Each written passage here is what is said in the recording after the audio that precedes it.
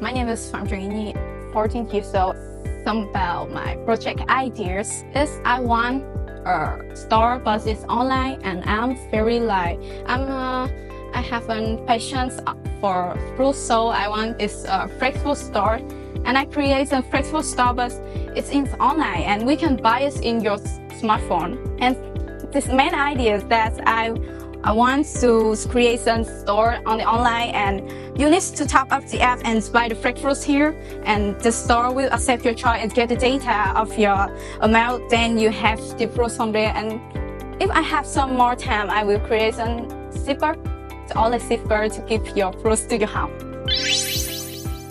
Mình mong muốn là khi nó tham gia học với chương trình này nó hiểu rằng mình dạy chương trình để làm thế này. Ngày xưa mình đi học mình dạy chương trình đủ thứ công trình, kể cả đi phân tích phân xong có học để làm gì, thì cái này mình tin là học nó sẽ hiểu để làm cái này cũng được.